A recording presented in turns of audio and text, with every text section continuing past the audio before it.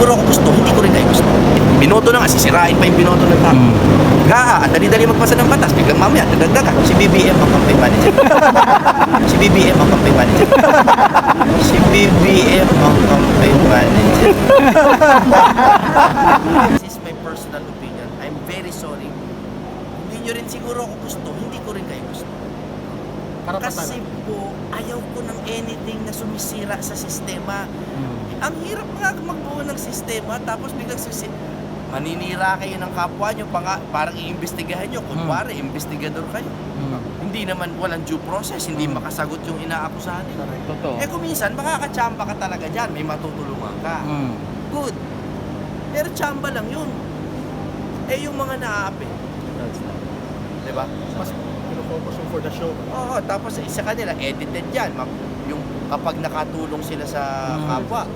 Wow, ang daming Galing. coverage. Yung mga naapi, Tama.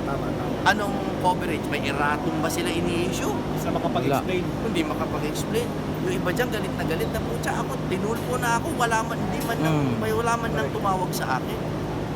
It's wrong and I'm not against them personally. It's not personal. In other words, sir, selective siya. Oo, tsaka diba, tataas na ng rating nyo. Sige na, ako, suka. Sige, suka, tingin nyo sa akin, no problem. Kasi manalo matalo, pagsasalita po ako ng totoo. Dapat po walang siraan ng sistema. Namamatay lahat, lagi na lang, sinisira sistema. Impeachment, binoto na nga, sisirain pa yung binoto ng tao. Ang dali-dali magpasa ng batas, biglang mamaya, dadagdagan. Lahat. Pero patuloy pa yung attorney, no? Patuloy pa yan. Pero para saan pa? Sa totoo Kaso lang, sir, di ba tutuloy tayo, pinost po pero nila sir? ginagawa. Pinextend na naman sa April yung oral. Yun. Yung issue nga, natatapakan Natatabunan na. Pinag-uusapan natin kung nandito sila mo hindi. Kasi nakakatuwa na issue. Pero sa totoo lang, importante ba yun? Tapos I heard sir na yung regarding sa 2025 budget na oral, in-extend sa May 16, I think. Oo nga. So after na ng eleksyon. Oo, tapos na. O di ba?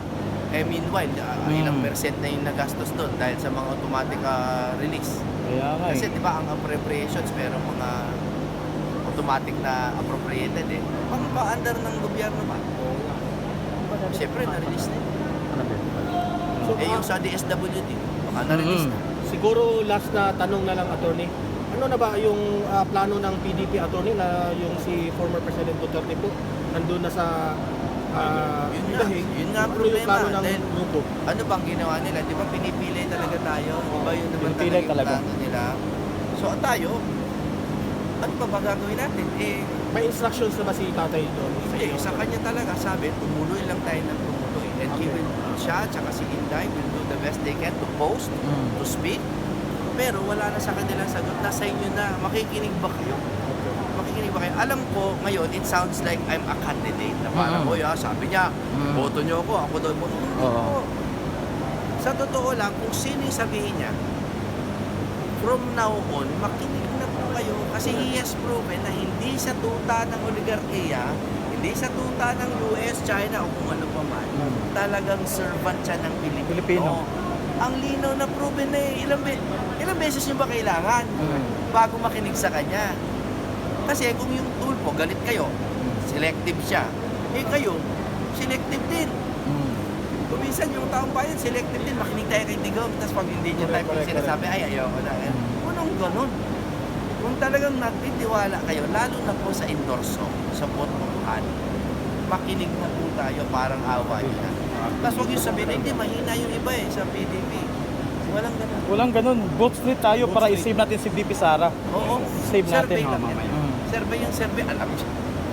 Nag-iba-iba nga yung survey, attorney. Iba yung sa survey ng mga mainstream. Iba yung main survey. Tsaka nakita nyo tayo ang pinaka-highest gainer. Yung iba, mas mataas pa sa atin, pero Pababa na sila. O di, pagdating ng May 12, ganyan na yan. Kung hindi kayo magpapaloko. Totoo. So you mean to say, attorney, yung effect ng pag-arrest ko kay Tatay Digong, what is the effect sa PDP po? Bumababa ba o tumaas lalo? May mga nagtanong nga sa akin, bakit daw ang ganda ng survey ko? Hindi naman ako gumagastos. Oo. Sino ba ang campaign manager Kasi wala nyo? namang pera talaga ang Sabi PDP. sa akin, sino ba campaign manager? Alam mo, sagot ko, si BBM ang campaign manager. Yung mga paninira niya. Kasi wala ka nang gagawin Oo. Tama. Kasi kung sino yung i-endorse niya, yun ang ayaw ng tao. Tao, totoo. Yan, ako, hindi ako nangaaway. Alam niyo naman ako, diplomasya ang aking Mm. plataforma. Pero kampanya to, bawal ang balat sibuyas dito. Totoo. Correct. Kami, tinatawag yung suka, Mm. tsaka yun, pang-aasar lang yun. Ako hindi ako nang-aasar. Nagsasabi lang ng totoo. Una, halimbawa, yung sinabi kong respectfully, na hindi ko type yung ginagawa dun sa hearing, opinion ko yun. Pag sinabi kong hindi ko rin type yung ginagawa na kunwaring piskalya ng ibang kandidato, Mm. they take the law into their own hands. Ayoko yun eh. Pero that's sincere. Hindi ako nang aasar. Hindi ako nang aasar. Nagsasabi ako ng totoo. Bawal ang balat sibuyas. Eh, ako nga kung ano-ano na binato nyo sa akin, sinasalag ko lang. Yung kamatis ko, di ba? Nakita nyo naman yung kamatis nila. Natanggap ko naman yung mga kamatis nyo. Sinasalsyado ko pa. Attorney, last na lang. Maraming nagtatanong ng mga audience ko, attorney. Paano mo raw na dala yung sarili mo? Bakit ang bata-bata mo pa rin? Music. Music talaga. I believe. I believe. Yung batas, nakakatanda yan. Correct. Yung music, bawi. Nakakabata yan. Sir, panawagan po natin sa mga sa mga nagmamahal sa mga Duterte. Ano po yung mga mensahe po natin sa kanila? Yung pagmamahal nyo kay Duterte, kailangan po malinaw sa utak ninyo that it is not worship. It is gratitude. Bakit? Kasi talagang Duterte lang na pamilya ang nagmahal sa Pilipinas na nakarating sa ganung kataas. Kasi dito, ikaw, mahal mo Pilipinas. Makakarating ka ba sa presidency? Malabo. Sana, pagdadasal kita kung gusto mo yun. Mm. Pero malabo. Kasi ang oligarkiya, pag nagmamahal sa Pilipinas, ibinababa. Kasi the system already works for them. Ayaw nilang maalog.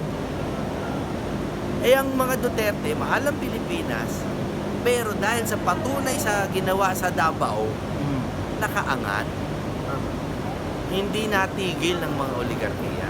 Kailangan natin ulitin yon.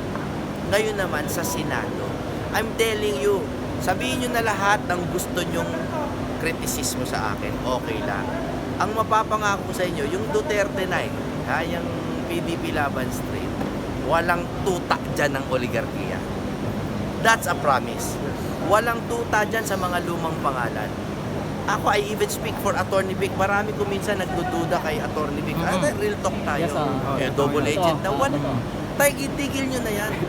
Straight tayo. PDP Laban Straight. Kasi si Attorney Vic, those who are not against us are with us. Sabi sa Biblia, di ba? He is with us. Sinasabi niya na, binubulgar niya na nga lahat ng mga koneksyon nila Correct. ng administrasyon eh. Correct. Hindi pa ba tayo magpapasalamat ko? Di ba? Tapos, sila Marcoleta. Dadating mamaya si- Marcoleta pupunta dito. May kailangan pa bang magpatunay ng mama? Napakagaling. Mm. Ano pa ba kailangan patunayan niya? So most likely, attorney, kompleto kayo mamaya. Hindi. Kasi nga, ang very clear, ang plano namin is to be everywhere. Kaya Scattered. baka dalawa, tatlo. Sa totoo, baka dito nga pinakamadami kasi tatlo dito. Okay. Tapos, alam niyo naman yung sitwasyon ni Senator Bato. So, we're not sure kung saan siya dadalo. Pero dadalo yun. Hindi ko lang alam kung saan for security reasons. Why?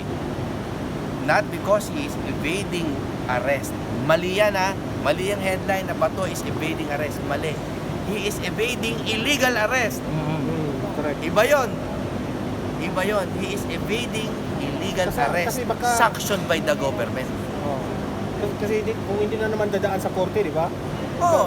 Dadalhin na naman kaagad. Sinabi na nga sa hearing nila nung isang araw na ang preliminary findings illegal yung Illegal. arrest. So if they are going to effect the same arrest on Bato, edi illegal ulit. Illegal pa rin. O so ba't yung sasabihin evading the law si Bato? Hindi. He is evading the outlaw. Kahit The na sa, outlaws. attorney, no, sa procedure sa ICC, maling-mali rin yung ginawa nila, di Eh ba? ako, sa opinion ko, binasa ko na ng ulit-ulit yung Rome Statute. Sinilip ko na rin yung ICCPR. Diba? International Yung Covenant for Civil and part- Political